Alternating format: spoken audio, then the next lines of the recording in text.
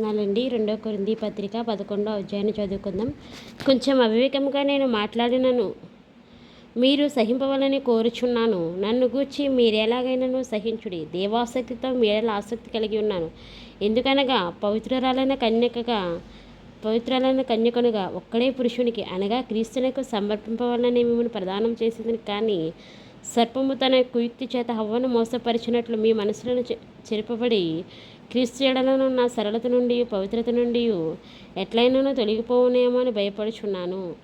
ఏలానికి వచ్చిన వాడెవడైనాను మేము ప్రకటింపని మరొక యేసుని ప్రకటించినను, లేక మీరు పొందని మరొక ఆత్మను మీరు పొందినను, మీరు అంగీకరింపని మరొక సువార్త మీరు అంగీకరించినను, మీరు వారిని గురించి సహించుట యుక్తమే. నేనైతే మిక్కిలి శ్రేష్ఠులైన ఈ అపోస్తలుల కంటే లేసమాత్రమును తక్కువవాడను కానని తలంచుకొనుచున్నాను. మాటల యందు నేను నేర్పులేని వాడనైనా, జ్ఞానమందు నేర్పులేని వాడను కాను. ప్రతి సంగతిలోనూ అందరి మధ్యన మీ నిమిత్తము మేము అజ్ఞానమును కనపరిచి ఉన్నాము. ప్రతి సంగతిలోనూ అందరి మధ్యన మీ నిమిత్తం మేము ఆ జ్ఞానమును కనపరిచి ఉన్నాము. మిమ్మల్ని హెచ్చింపవలని మీకు దేవుని సువార్తను ఉచితముగా ప్రకటించుచు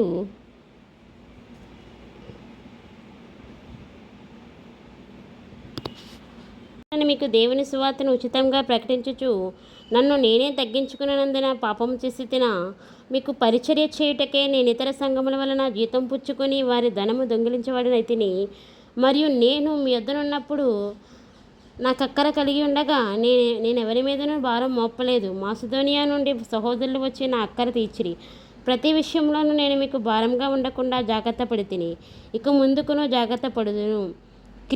క్రీస్తు సత్యము నా యందు ఉండటం వలన అకయా ప్రాంతముల యందు నేను ఇలాగూ అతిశయపడకుండా నన్ను ఆటంకపరచుటకు ఎవరి తరమూ కాదు. ఎందువలన నేను మిమ్మల్ని ప్రేమింపనందువలన దేవునికే తెలియను. అతిశయ కారణం వెదుకోరు ఏ విషయంలో అతిశయించుచున్నారో ఆ విషయంలో వారును మా వలనే ఉన్నారని కనబడు నిమిత్తము వారికి కారణము దొరకకుండా కొట్టివేయుటకు నేను చేయుచున్న ప్రకారమే ఇక ముందుకును చేతును. ఏలయనగా అట్టివారు క్రీస్తు యొక్క అపోస్తలుల వేషము ధరించుకుని వారై ఉండి దొంగ అపోస్తలులను మోసగాండ్లకు పనివారునై ఉన్నారు. ఇది ఆశ్చర్యము కాదు. సాతాను తానే వెలుగుదూత వేషము ధరించుకొనుచున్నాడు గనుక వారి పరిచారకులను నీతి పరిచారకుల వేషం ధరించుకునేట గొప్ప సంగతి కాదు. వారి క్రియల చొప్పున వారికి అంతము కలుగును. నేను అవివేకినని ఎవడునూ తలంచుకొనవద్దని మరలా చెప్పుచున్నాను. అట్లా తలంచిన ఎడల నేను కొంచెము అతిశయపడినట్లు నన్ను అవివేకైనట్టుగానే చేర్చుకొనుడి. నేను చెప్పుచున్నది ప్రభు మాట ప్రకారం చెప్పుటలేదు, కానీ ఇట్లు అతిశయపడుటకు ఆధారము కలిగి అవివేకి వలె చెప్పుచున్నాను. అనేకులు శరీర విషయంలో అతిశయపడుచున్నారు గనుక నేనును అలాగే అతిశయపడుదును. మీరు వివేకులై ఉండి సంతోషముతో అవివేకులను సహించుచున్నారు. ఒకడు మిమ్మల్ని దాస్యమునికి లోపరిచినను, ఒకడు మిమ్మల్ని మింగివేసినను, ఒకడు మిమ్మల్ని వశపరుచుకునను, ఒకడు తను గొప్ప చేసుకునను, ఒకడు ముఖం మీద మిమ్మల్ని కొట్టినను మీరు సహించుచున్నారు.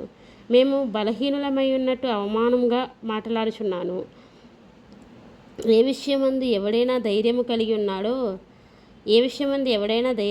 ఉన్నాడో ఆ విషయమందు నేను కూడా ధైర్యం కలిగిన వాడను. అవివేకముగా మాట్లాడుచున్నాను సుమా. వారు హెబ్రీయులా, నేనును హెబ్రీయుడనే. వారు ఇశ్రాయేలీలా, నేనును ఇశ్రాయేలీయుడనే. వారు అబ్రహాము సంతానమా, నేనును అట్టివాడనే. వారు క్రీస్తు పరిచారకులా, వెర్రివారి వలె మాట్లాడుచున్నాను. నేనును మరి ఎక్కువగా క్రీస్తు పరిచారకుడును. మరి విశేషంగా ప్రయాసపడితిని.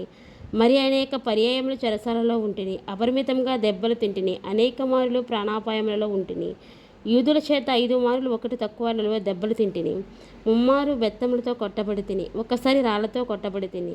3 మారు వాడ పగిలి శ్రమపడి తిని. ఒక రాత్రింబగలు సముద్రంలో గడిపి తిని.